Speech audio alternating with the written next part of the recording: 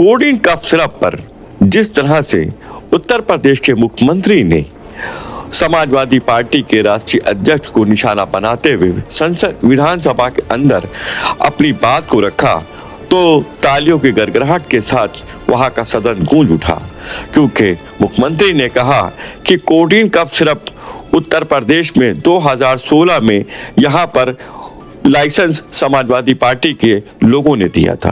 उन्होंने कहा कि इसमें जो भी इलीगल ट्रांजैक्शन हुआ है वो लोहिया पदाधिकारियों के खाते से हुआ है। उन्होंने ये भी कहा कि कोडिन कफ सिरप के मामले में हाई कोर्ट के ऑर्डर के बाद हम इस मामले को एनडीपीएस में ले जाना चाहते हैं।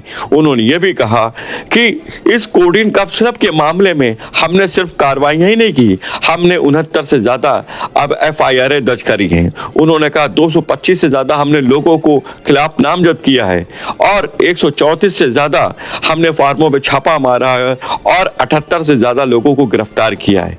ये कोई छोटी मोटी कार्रवाई नहीं है, हम लगातार कार्रवाइयाँ कर रहे हैं और किसी भी तरह से कोई भी कार्रवाई करने में कोई कोताही नहीं बरत रहे हैं। और रही बात बुलडोजर की कार्रवाई की, वो भी की जाएगी, वक्त आएगा तो उस पर की जाएगी, लेकिन उस समय आप लोग चिल्लाइएगा नहीं कि आप लोग एक तरफा कार्रवाई कर रहे हैं। उन्होंने उस संसद विधानसभा के अंदर कहा कि जिस तरह से आप लोग मामले को देखते हैं उस तरह से हम नहीं देखते, हम लोग निष्पक्ष, निसंदेह और निश्चय के रूप में देखते हैं और हमारा यही लक्ष्य है कि हर आदमी को न्याय मिले।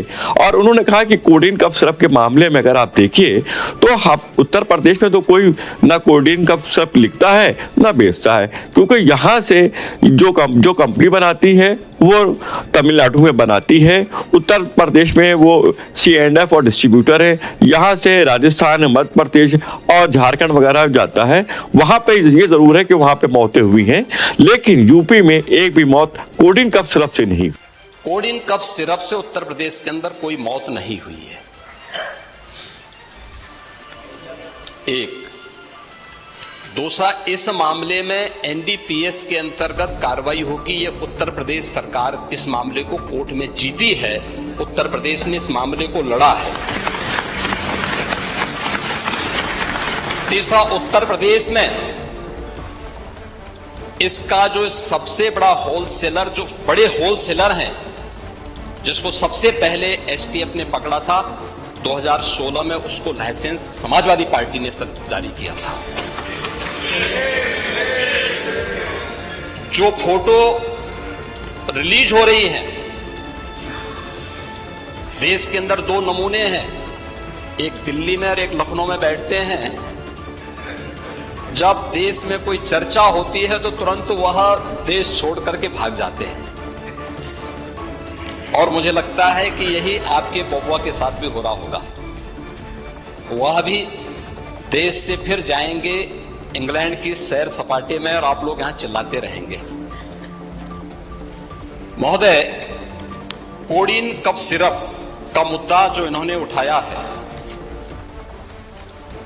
मुद्दा था नकली दवाओं के सेवन के कारण होने वाली मौतों का,